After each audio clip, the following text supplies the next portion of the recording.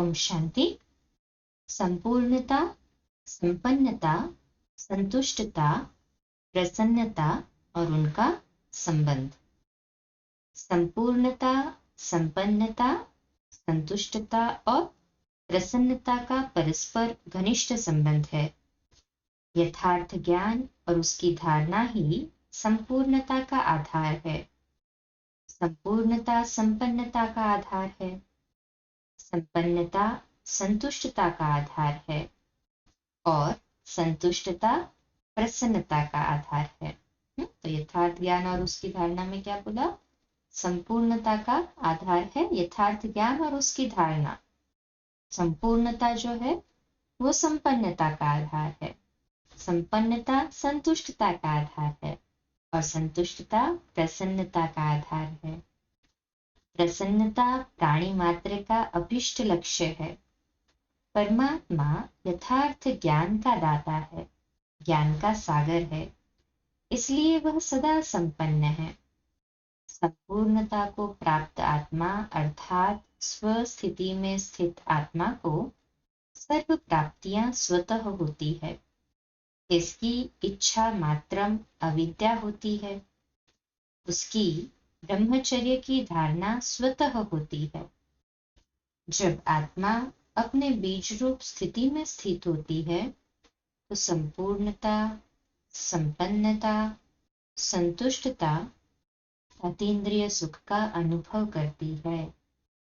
परमात्मा ही हर आत्मा को इस स्थिति का अनुभव कराता है, परंतु उसे सदाकाल बनाना हर आत्मा का अपना पुरुषार्थ है। अभी की संपन्नता ही भविष्य संपन्नता का आधार है। परम धाम है संपूर्णता को प्राप्त आत्माओं का घर। हर आत्मा जब इस धरा पर पाठ बजाने आती है तो उसकी संपूर्ण पावन स्थिति होती है, जिसके आधार पर जीवन में पूर्ण सुख शांति का अनुभव करती है और जब वापस घर जाती है तो भी संपूर्ण पावन बनकर ही जाती है। हर ये विश्व नाटक विविधता पूर्ण है, जिसके कारण हर आत्मा की संपूर्णता की स्थिति भी अपनी अपनी होती है, अर्थात सबकी एक समान नहीं होती है। साकार बाबा के 3 नवंबर 2010 के रिवाइज्ड महावाक्य है। पहली मुख्य बात है पावन बनने की। मुझे बुलाते ही है कि आकर पतित से पावन बनाओ। ऐसे नहीं कहते कि राजा बनाओ, जबकि बच्चे समझते हैं कि हम पहले घर जाएंगे फिर राजाई में आएंगे। तो बच्चों को अंदर में कितनी खुशी रहनी चाहिए। स्थायी खुशी नहीं रहती है क्योंकि माया का अपोजिशन बहुत है। फिर 21 जुलाई 2010 के साकार रिवाइज्ड महावाक्य है। कृष्ण की इतनी महिमा क्यों है? वह नंबर 1 में कर्मातीत अवस्था को पाते हैं। वह है नंबर 1 सतो प्रधान, इसलिए उनका नंबर 1 गायन है। जिन बच्चों को ज्ञान का तीसरा नेत्र मिला है उनकी बुद्धि और चलन आदि बड़ी रिफाइन होती है। अच्छा, फिर नेक्स्ट टॉपिक है पवित्रता, ब्रह्मचर्य और संपूर्णता। पवित्रता, ब्रह्मचर्य और संपन्नता, पवित्रता, ब्रह्मचर्य और संतुष्टता, और पवित्रता, ब्रह्मचर्य और प्रसन्नता। मतलब जो हमने संपूर्णता, संपन्नता, संतुष्टता और प्रसन्नता के बारे में अभी डिस्कस किया, उसमें पवित्रता और ब्रह्मचर्य का कैसे कोरिलेशन है। पवित्रता और संपूर्णता को पर्यायवाची ही कहेंगे, परंतु ब्रह्मचर्य को संपूर्णता या पवित्रता नहीं कहा जा सकता है। संपूर्ण और पवित्र आत्मा परम धाम में ही होती है। जैसे ही वह इस सृष्टि रंगमंच पर पाठ बजाने आती है, उसमें पवित्रता अर्थात संपूर्णता की कलाएं कम होने लगती है, परंतु सतयुग त्रेता में सभी आत्माएं ब्रह्मचारी होती है, क्योंकि वहां कोई विकार में नहीं जाता। इसके विषय में बाबा ने कहा है कि संपूर्ण पवित्र श्री कृष्ण को ही कहा जा सकता है।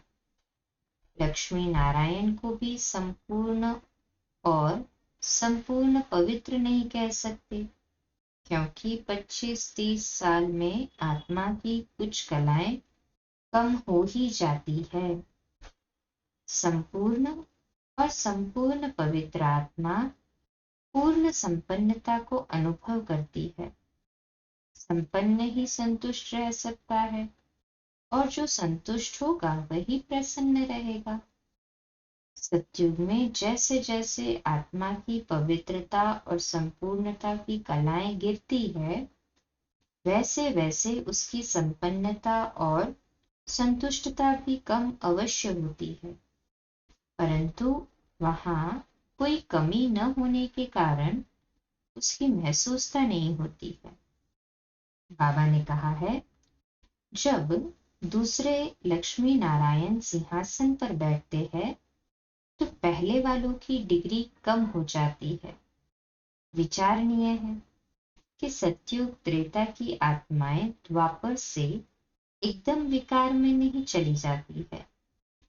उनकी कलाएं परमधाम से आते ही कम होने लगती है, और द्वापर के आते आते वह आत्मिक शक्ति इतनी कम हो जाती है कि वे देहाभिमान के वशीभूत हो जाते हैं, और उनमें संगम पर संचित योग बल कम हो जाता है, जिससे वे योग बल से संतान को जन्म देने में असमर्थ हो जाते हैं, और विकार से जन्म देने का विधि विधान चालू हो जाता है, अर्थात ब्रह्मचर्य की धारणा जो देवताओं में थी वो खत्म हो जाती है। बच्चे और सन्यासी ब्रह्मचारी तो होते हैं, परंतु संपूर्ण पवित्र और संपूर्ण नहीं हो सकते हैं। हाँ, जो आत्माएं सारे कल्प में कभी भी परमधाम से जब आती है, वे संपूर्ण पवित्र और संपूर्ण होती है, परंतु समयानुसार उनकी संपूर्णता और पवित्रता की कलाएं कम होने लगती है, और वह विधि विधान विभिन्न समय पर आने वाली आत्माओं के साथ उनके पाठ के समय अनुसार होता है। अच्छा, कल सुबह अमृत वेला मेडिटेशन 3:30 से 4:30, प्रातः मुरली क्लास 4:45 बजे और रात्रि क्लास 8:45 बजे। ओम शांति।